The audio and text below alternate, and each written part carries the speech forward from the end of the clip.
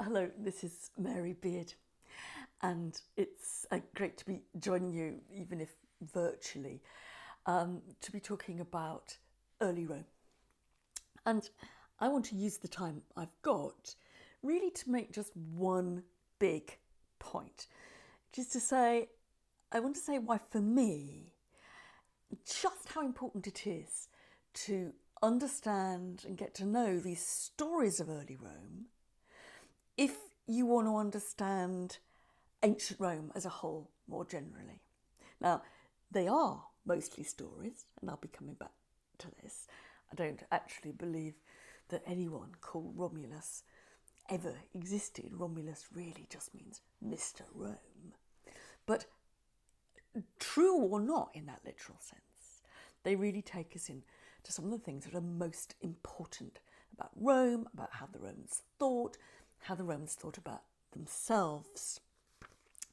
Now, I want to give you one very clear example of how, as it were, later Rome, that's Rome of the 1st century BC, let's say, saw itself in the Rome of the earliest years, let's say the 8th and 7th centuries BC. And I think the clearest place where you see that very obvious connection between later Rome, classical Rome, and earliest Rome is in the story of the death of Rome's founder, Mr. Romulus himself, the first king. Now, in one of the most famous accounts of what happened to Romulus at the end, you find that two versions compete. We're told two different things that might have caused Romulus's disappearance from the earth. The first is a kind of pantomime puff of smoke. There was Romulus, a cloud came down, removed him, and Rome's founder and first king was taken to join the gods. Aha, says one of our fullest writers of this, the historian Livy, writing in the end of the 1st century BC. He says, but there's another version of the death of Romulus, not disappearing in the cloud at all, but Romulus was hacked to death by a group of Romans, a group of Roman senators. So you've got two versions, the disappearing in a puff of smoke and the hacked to death version. Now, it doesn't take much to see what the connection is here between later Roman history and this earliest vision of Roman history. When was the account I mentioned, Livy's account, when was that written? Well, it was written a couple of decades after the assassination of Caesar. And what happened to Caesar? Well, Julius Caesar, the dictator, he was hacked to death by a group of senators in the Senate House. And it's long been recognised, honestly, that when the Romans are thinking about the death of their earliest founder, they're kind of thinking about that in terms of the death of Julius Caesar. Or to put it another way, they're seeing that assassination of Julius Caesar, the most famous assassination in the whole of world history, really. They're seeing that assassination in terms of the mythical murder of their founding Romulus. Also, you might add that Julius Caesar, of course, goes on to become, in Roman terms, a god. So the other portion of that Romulus story, the death of Romulus, that he's taken up to heaven, that too is somehow intersecting with the story of the real story, the history of the death of Caesar. Now, quite how all this connects, we don't know. I don't think it's quite as simple as saying, look, they just invented a story of Romulus to make it look like Caesar. But certainly there's a way in which Romans are trying to say, when they're telling these stories, look, there's a connection between us now, what happens to us now, and what we imagine happened at the very beginning of Rome's history. But that's a very precise example. And I think there are some perhaps even more important examples, which in many ways are a bit more general. And they kind of help us to think about looking at these stories. They help us to think how we see Romans thinking about themselves, about what counted to be Roman, what was it like to be Roman. And what you've got is this kind of sense that in Roman imagination, in Roman storytelling, in Roman myth, what it was like to be Roman and what mattered in Rome is already, as it were, it was already there at the very beginning of the city. Now, I think one of the things that you should think about, and I'm sure you've been doing this or you either will be doing this in class, is thinking about the stories of what the origins of Rome were like, and actually in a way how odd they were. Because Rome has two stories of origin. Actually, if you go searching around, you can find even more, but it's got two main stories of origin. When you say to a Roman, where did the Romans come from? Well, what they're going to say is probably either they came from Aeneas, he was the founder of the Roman race, or they came from Romulus and Remus. As I say, there were some other kind of slightly wilder alternatives, but those are the two main ones. And those two different stories, the story of Aeneas and the story of Romulus, and his brother Remus, his twin brother Remus, and all their oddities and peculiarities, and we shouldn't ever forget how peculiar they are, again, take you right in to a sense of Roman identity, how Romans think about themselves. Now, let me just remind you of those two different stories and explain why I see them as so really important, and why I think they're more important than just the kind of quirky, weirdo things the Romans said about themselves, why they're really about Rome. Now, okay, story of Aeneas, that's one version of the origins of the Roman race. Aeneas doesn't actually found the city of Rome, he visits the city of Rome in the story, but doesn't actually found the city of Rome. Aeneas, who's he? Well, he's a Trojan hero who, in the great war between, or the appalling war, we should say, not the great war, in the dreadful war between Greeks and Trojans that is written about most famously in the ancient world by Homer, the subject of Homer's epic poem, the Iliad. Aeneas is a character in that war. He's a character on the defeated side. He's a Trojan. And he flees Troy.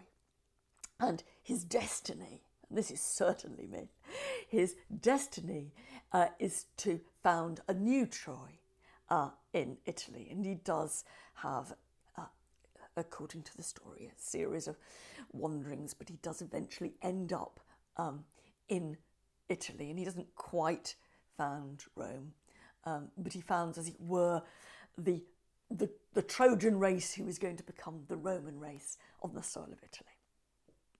Now, what I think is interesting about that, and we should stop and think about it a bit before we take it too much for granted, so what's that saying about how Romans saw themselves? Well, they're saying that Rome, the Roman race at least, even if not the city itself, the Roman race is founded by a war refugee. The Romans are in origin refugees. They fled to Italy. They didn't come from Italy. They fled there after a terrible defeat. The Romans are refugees. Now, I think that is, well, I know that is a very, very unusual kind of origin story in the ancient world. I mean, the origins of most cities in the ancient world are said to be, for example, the original population just miraculously comes up from the soil of the neighbourhood itself. Rome's origin story with Aeneas is completely different. It's a story of flight, it's a story of incorporation, it's a story of Romans being foreign, right? The Romans are kind of already foreigners. Now, I think that's important in all kinds of ways, but you can see it cashed out later when, after Julius Caesar, when you get a series of Roman emperors, well, look, pretty soon some of those Roman emperors are Romans from Spain, they're Romans from Africa, they're Romans from all over the place. And Rome is kind of, it both is a city which incorporates foreigners, but it's also one that invents its own origin or sees its own origin or reconstructs its own origin as being a city that was literally foreign. Right? Now, that is extremely unusual. And it tells you a lot about Rome. I'm going to come back to that in a bit. So it's not just a quaint old story, it's a story with a point. Now, the story of Romulus and Remus, the twins who actually founded the very city of Rome, not just kind of a Roman culture in Italy, but founded the city itself, that's actually just as striking. And it's striking in all kinds of ways, and I could spend a lot of time in talking about the idea of this pair of twins suckled by a wolf who found them after they'd been abandoned, and they're then brought up by the shepherd, and there's kind of that sense of Rome and the countryside and the animals and the symbol of Rome. But the things I want to think about are actually a bit different from that. I mean, first of all, again, it's a very, very odd story. It's not unprecedented. You can find other versions of this in other bits of world mythology. But here you have a pair of city founders, a pair of twins, and one kills the other. So the city of Rome is not founded, as it were, just by Romulus and Remus. It's founded by Romulus almost in the act of killing Remus. That only one king is going to be enough here. We don't need the other brother. And Romulus, in most stories, there are some weird variants, but in most stories, Romulus slaughters Remus. Now, what is that saying? Well, as I just mentioned, it's not kind of totally unknown in world mythology to have stories of twins, one of whom kills the other. I mean, or brothers, one of whom kills the other. I mean, Cain and Abel in the Bible, for example, would be one example of that. But I think here we're also back with one way that Rome is visualising itself. And I think Rome here and later Roman writers are very exercised about this, very anxious about this. Rome is a city that is founded in what is effectively civil war. Rome's history throughout, or at least for several hundred years, is dogged by civil war. I mean, the civil war, for example, that effectively sees the assassination of Julius Caesar would be one example of that. But here, what this story is doing is somehow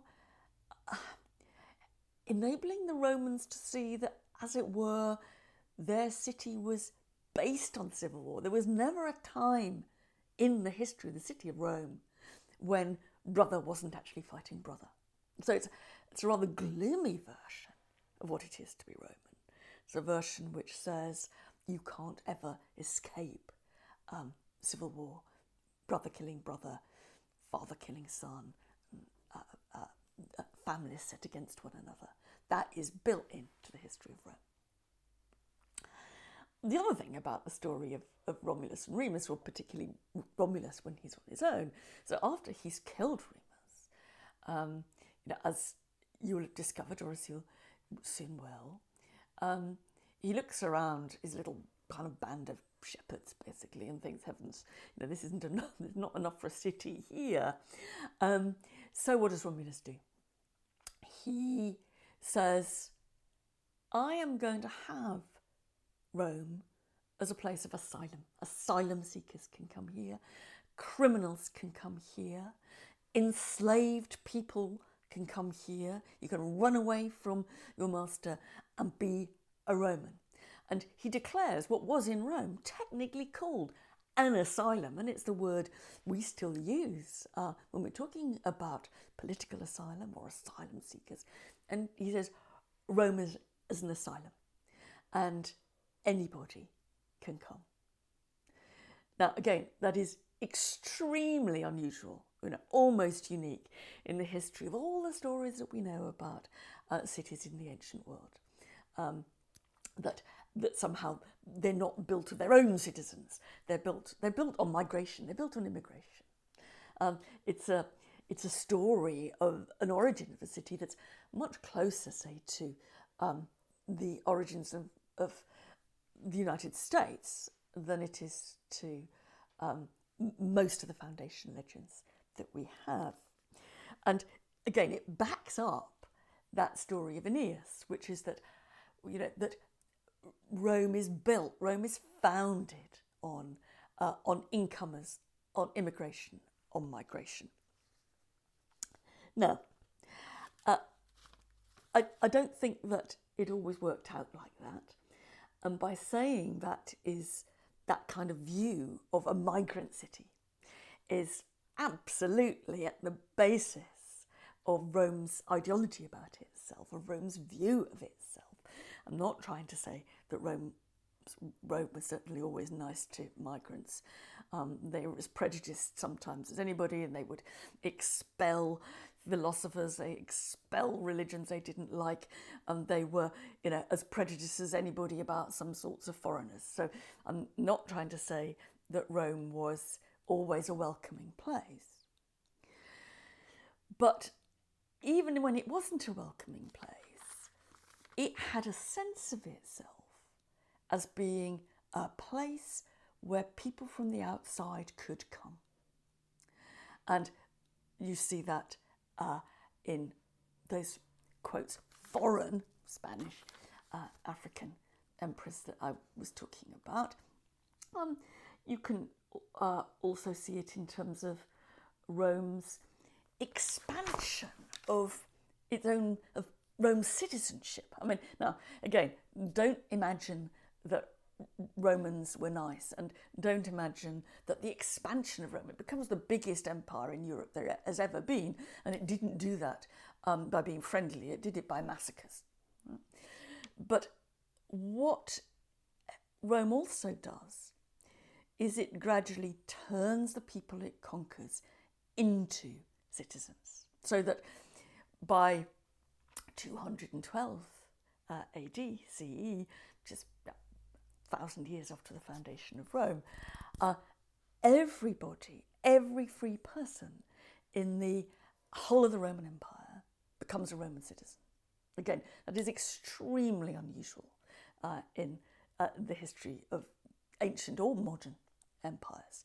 And in some ways, what you see, that sense of incorporation, the sense of the spread of Roman citizenship, the sense of the kind of the welcoming of the foreigner to Rome.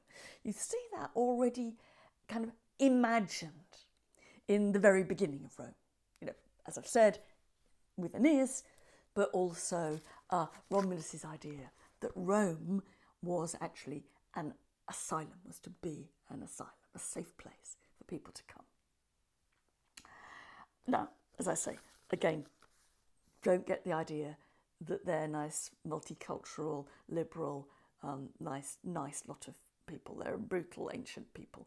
But they have a view which these stories tell us, sort of give us an insight into, that they welcome the outside. Really, really rare. Now, of course, in some ways, that's going to take us back to the question of how much of any of these stories are true. I mean, you can see, as I've been putting it, that they do represent a version of how Romans thought about themselves, about what was distinctive about Rome, and so on. But how much of it is true? Well, how much is history in our sense? How much is myth? How much is basic fantasy? And that has been debated for decades, hundreds of years. How much of this is true? And there's no agreement. There really is no agreement. I mean, the skeptics, and I suppose I'm the kind of skeptical one, I think most of it is probably not true. Now, I'm going to point out that there is no Roman literature for hundreds of years. There's no Roman literature which is contemporary with any of this. We haven't got Romulus's memoirs. We haven't got little historians sitting there in the 8th century BC, writing all this down. It's hundreds of years before the Romans start to tell their own history, and where they got it from, we don't know. And my idea would be that it's kind of very much mythical, but people do take very, very different views over this, and you can find some Italian archaeologists, for example, really, good recent Italian archaeologists, who would claim, as one has, that they've actually found the wall of Romulus's citadel in the middle of Rome, which Remus jumped over and then Romulus killed him. So there's a kind of whole gamut of views amongst people who work on early Rome about where you draw the line between the myth and the history. Where does all this start to get real, you might say? And I don't mean this to be an off-put, but I think that we're never going to know that, honestly. I think that you can make some guesses, you can examine it very hard, and you have some good arguments about it, but you're never going to be certain. And I suppose for me, in a way, that's not quite asking the right question, actually. I think my question of why I've become really interested in early Rome is the question isn't where's the dividing line between, history and myth, where, on this side is history and on that side is fantasy. My question is more not what's true and what isn't, but what sort of truth are we dealing with? And for me, I think in a kind of literal historical sense, much of what Roman writers tell us about early Roman history isn't true. You couldn't go back and shake hands with Romulus, and you couldn't go back and shake hands with the second king, Numa.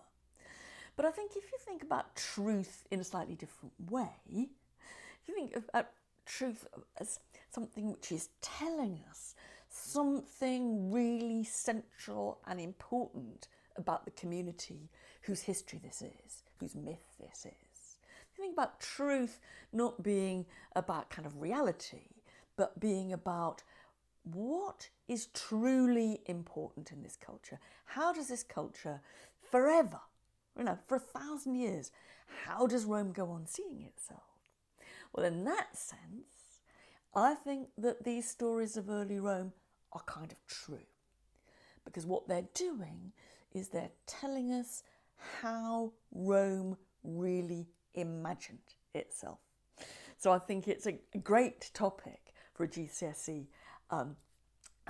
subject, because it's actually taking you right into what was important for the Romans, and it's also, of course, taking you into some great stories. And I wish I'd had time to say a bit more about this. I'm only too well aware that women have got a rather small look in here, and I've been talking very much about Aeneas and Romulus and Remus and Roman emperors and Julius Caesar, but I'm sure you can fill in the gaps.